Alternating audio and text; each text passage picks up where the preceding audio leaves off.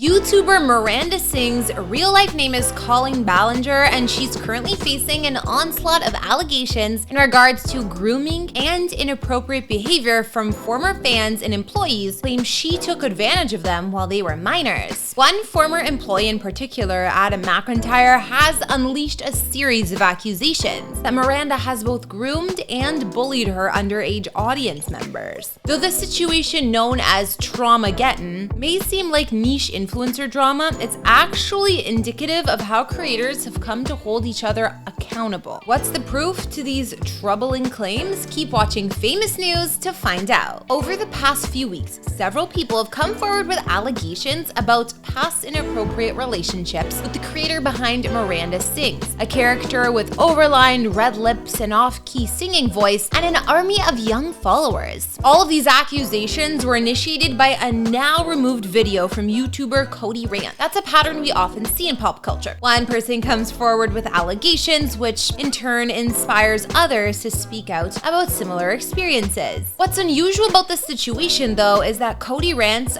wasn't the first to come forward. Adam McIntyre, who was 17 at the time, accused Ballinger of grooming him back in 2020. His Colleen Ballinger Stop Lying video launched his career as a drama YouTuber, but it would also result in him being accused of clout chasing and making false allegations for attention. Instead of standing by and accepting the validation of public opinion finally swinging in his favor 3 years later, McIntyre decided to rehash his childhood trauma to make a comprehensive video about the allegations against Ballinger on his channel with more than 200,000 subscribers. Around the time McIntyre released his original video about Ballinger, the YouTube landscape looked different. So-called drama often involved beauty influencers beefing over personal disagreements and issuing apology videos. Months earlier, Tati Westbrook released a video full of hearsay that turned the world against James Charles. This led to him only maintaining an immense amount of power. Mainstream media barely covered YouTube infighting. These days, not much has changed. A small part of this is because of what I'll call the baby Gronk effect. It's hard to make an audience care about new characters, especially if they make them feel old. Even if said characters start an important conversation about the relationships between creators and their underage fans. Since so much of the creator economy is openly an exchange of attention, it's easy to dismiss people as clout chasing, even when they're talking very serious allegations. Be sure to keep it locked to this channel for the latest updates on this story and so much more.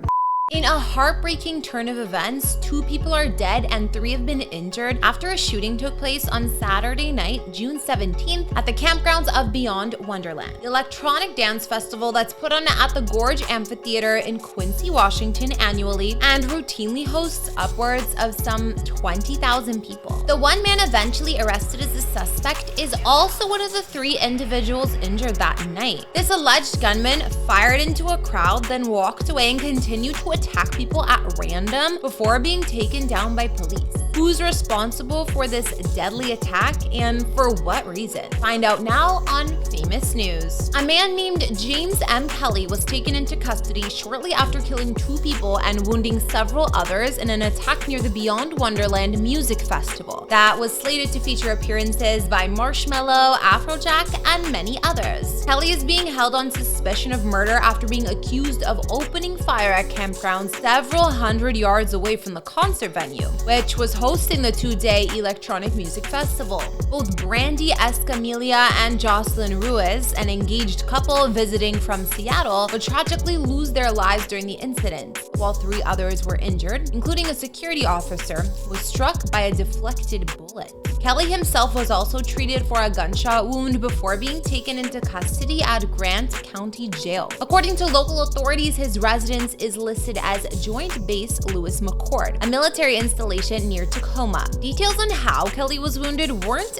immediately available, nor was a reason for this attack. As of right now, authorities have no probable cause and are describing the incident as random. What is known is that the musical festival continued on into Saturday night despite what already happened, putting out a statement instructing its visitors to avoid certain parts of the campground. The next day, the rest of the festivities were canceled, but the organization that produces the event found themselves under fire for not canceling it right away. Looking to explain their decision on Monday, the CEO of Insomniac Events would release a statement revealing that the attack took place in the furthest campground from the amphitheater, about half a mile outside the perimeter of the main festival grounds, and that local authorities suggested that the show continue on as it was believed there was no ongoing threat to the safety of the public. I'm not sure that that explanation is going to be enough to appease people, but at least no one else was hurt as a result of it. As of right now, however, that's all we know about this developing situation. Be sure to keep it locked to this channel for the latest updates on this story and so much more.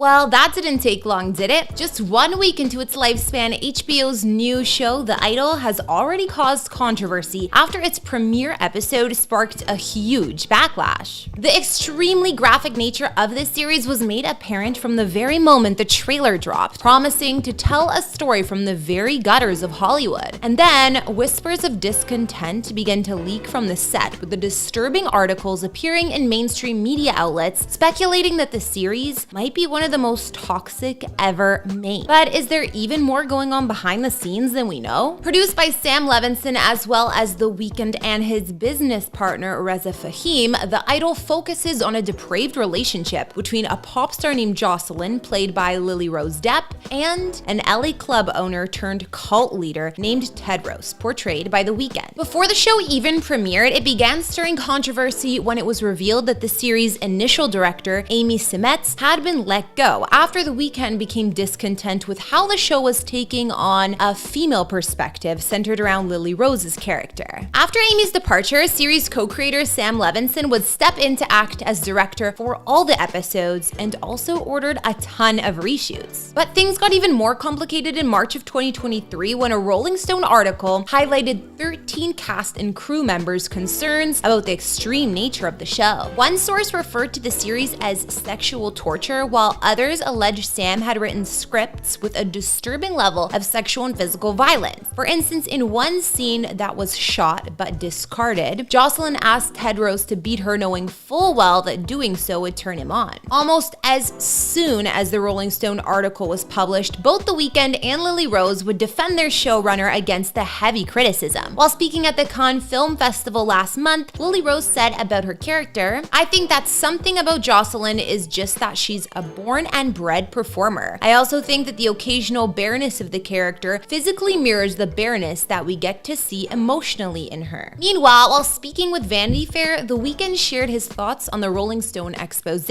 calling it ridiculous. Fast forward to today, and we know that The Idol's very first episode features an excessive and what some might call degrading amount of female nudity, as well as a disturbing scene in which Lily Rose's character, well, I can't really say. This is still a family show after all. Despite this ongoing controversy, Lily Rose remains insistent that the series was fine to film. Speaking with Entertainment Weekly, she told them that the feeling around the set was quite lighthearted. But then she went on to drop this little nugget about working with The Weeknd. Well, sometimes when Abel would get, I don't want to reveal too much about where Abel's character goes, but when he would be in full Tedros mode, sometimes I would steer clear of him. Not every series is meant to be fun for the whole family, and this is definitely one that isn't. The Idol is a purposefully provocative series, and we'll see if there's still an appetite for entertainment that's willing to push the boundaries of good taste in 2023. Something tells me there probably is, but the question is, will The Idol be the series to fill that void? All right, everyone, that's gonna bring this latest episode of Famous News to an end. I'm Kara, thanks for watching, and I'll see you all next time.